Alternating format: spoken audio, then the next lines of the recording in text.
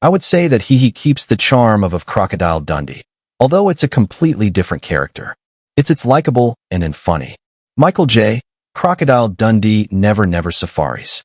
Some loves are born only to become scars, and Paul Hogan, the legendary star of Crocodile Dundee, is perhaps the most vivid proof of that saying. Behind the bright lights and the smiles on the red carpet was a heartbreaking story few ever knew.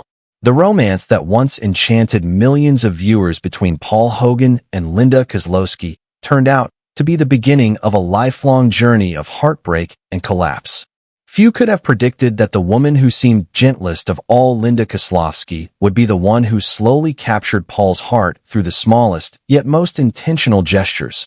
A cup of coffee in the early morning, a sweet glance, a soft encouragement when he felt unsteady on a distant film set. Every gesture was delicate, each step leading Paul deeper into an emotional maze where he never realized he was becoming the victim of a carefully crafted plan. And then, when the velvet curtain finally closed, Paul Hogan bitterly understood everything he had sacrificed. His family, his children, his reputation had led to only one outcome: himself alone with a pain that would never fade. As the bright lights of Hollywood dimmed after a startling confession at age 86 on a late afternoon in 2024. Inside his small home in Venice Beach, Los Angeles, Paul Hogan sat alone by an old window frame, eyes drifting into memories of years long past. Once a man who stole the hearts of millions, someone who gave up everything for a love he believed existed only in movies. Now, when every illusion had dissolved, he uttered a sentence that sent chills down anyone who heard it. I was deceived. I lost everything because of a love that turned out to be nothing more than a trap. Looking back at where it all began, every sign had been there from that very first day on the Crocodile Dundee set in 1985 under the blazing sun of the Australian outback. The film that made their names, but also opened a tragedy no one foresaw. At that time, Paul Hogan was a star with a wife and 5 children, famous across Australia for his genuine, grounded charm. His life, though glamorous on the outside, quietly carried the loneliness of middle age, a place inside him he allowed no one to touch. Linda Kozlowski, then a young, captivating Juilliard-trained actress from New York, arrived in Australia with Hollywood dreams and striking blue eyes. She appeared on set not only with an innocent expression, but also with a kind of subtle initiative that made her impossible to ignore. From the very first days in the remote northern regions, Linda found ways to be near Paul far more often than coincidence would explain, not in a bold or obvious way, but through gentle gestures that felt accidental, yet were anything but. Early in the morning around 6 a.m., while the crew was still preparing equipment, Paul would see Linda standing at a small table holding a steaming cup of coffee, quietly walking toward him in the wilderness of the Northern Territory. "Try this.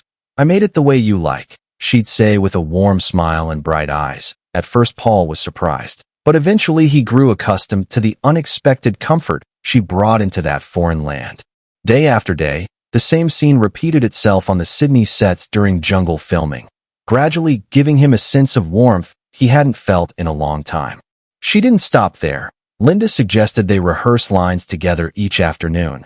During those golden March afternoons of 1985 inside a small temporary tent on set, she would listen closely, offer thoughtful suggestions, and even help him refine small details. One day, after they struggled through a difficult scene, Linda gently proposed, "Why don't we sit down and unpack the scene carefully? I'm sure it will feel more real that way." Paul, a man of experience but seldom genuinely understood, began to feel that Linda was truly different. But everything did not stop at her attentiveness. There were also those quiet, very personal moments. Linda often gave Paul tender, lingering glances, held just a little longer than usual, then smiled softly and looked away as if shy. When the two of them talked in private, sometimes under the blazing red sunset along the river in Kakadu National Park, Linda always listened patiently, attentively to thoughts even Paul's wife had never once asked about. "Are you happy?" she had quietly asked him once while they were taking a break at a small bar in Darwin. That seemingly innocent question made Paul pause. At his age, who else would ever ask him that besides himself? And then everything seemed to flow coincidentally into perfection. Every morning at the Darwin Hotel, it was Linda making coffee. Every afternoon on the grass, it was Linda inviting him to rehearse. Every evening returning to their rooms, it was Linda, showing gentle concern. To the film crew, it looked like a sweet gesture of care, but in truth it was a plan shaped by Linda's steady initiative. Step by step, she moved closer into Paul's private world. Of course, such closeness could never escape the media, and when the rumors began to spread, when Sydney newspapers wrote that sparks ignite when there's warmth, Paul still reassured himself, "We're just close colleagues." Linda herself cleverly maintained just enough distance so no one could accuse her, yet left enough ambiguity to linger in Paul's heart. However, everything changed after one late-season rainy afternoon in Darwin, when Paul for the first time sat down and said to Linda, "I feel guilty. I have a family. I can't continue like this." Without any surprise, Linda simply looked at him, with teary eyes, and softly said, "I don't need anything. I only need to love you even if I remain in the shadows." That sentence pierced straight into the deepest part of Paul's heart. It was not just acceptance, it was a message: "You are the only world I have." For a man feeling lonely and weighed down by family pressure, her words were the ticket that allowed him to escape everything. And then whenever something troubled her, Linda did not hesitate to appear fragile, even bursting into tears in front of Paul during hurried hotel dinners.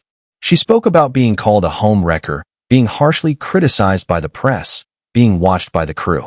Every time Paul felt sympathy, then grew more protective. His affection was no longer a simple emotion. It became a responsibility, a way of saving himself.